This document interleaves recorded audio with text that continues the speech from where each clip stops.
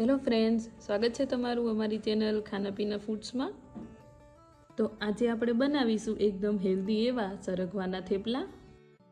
તો તેના માટે મેં અહીંયા 250 ગ્રામ જેટલો સરગવો લીધો છે। સરગવાને આપણે આ રીતે કટ કરી લેશું। આ રીતે બધા જ સરગવાને કટ કરી લેશું। ત્યાર પછી કુકરમાં પાણી ગરમ થઈ જાય એટલે આપણે તેને બાફવા માટે મૂકી દેશું। 5 થી 6 સીટી આવે ત્યાં સુધી આપણે તેને બાફવાનો છે। 6 સીટી થઈ ગઈ છે તો હવે આપણે તેને ખોલીને ચેક કરી લેશું। તમે જોઈ શકો છો સરગવો બફાઈ ગયો છે। તો હવે આપણે તેને એક બાઉલમાં કાઢી લઈએ।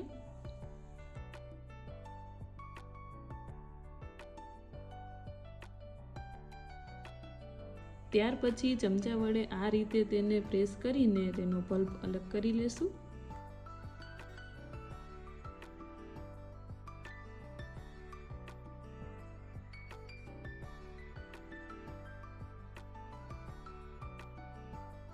અને તેમાં અડધો ગ્લાસ જેટલું પાણી નાખીશું જેથી કરીને તેનો પલ્પ અલગ થઈ જાય।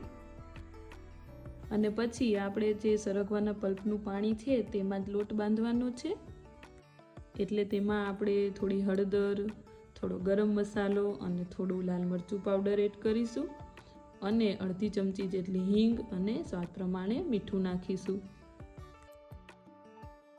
ત્યાર પછી ઝીણી સમારેલી કોથમીર નાખીશું અને હવે આપણે તેમાં ઘઉંનો લોટ નાખીશું। મેં અહીંયા 2 વાટકા જેટલો લોટ લીધો છે। હવે આપણે બધી વસ્તુને મિક્સ કરીને તેનો લોટ બાંધી લેશું।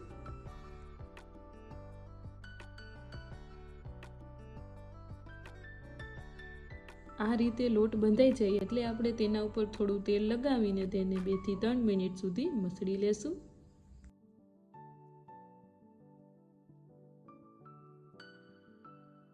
અને હવે આપણે લોટમાંથી થોડો લોટનો લુવો લઈને તેને રાઉન્ડ શેપમાં કરી લેશું અને ત્યાર પછી તેના ઉપર થોડો કોરો લોટ લગાવીશું અને તેને થેપલાની જેમ વણી લેશું।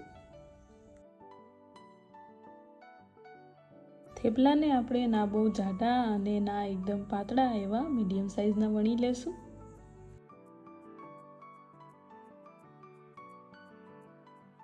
થેપલું વણાઈ જાય એટલે આપણે તેને તવા ઉપર શેકી લેશું।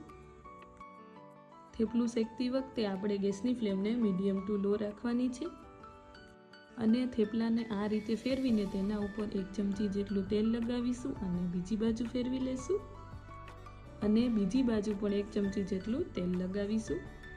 આ રીતે બધી બાજુથી થેપલું શેકાઈ જાય એટલે આપણે તેને નીચે ઉતારી લેશું।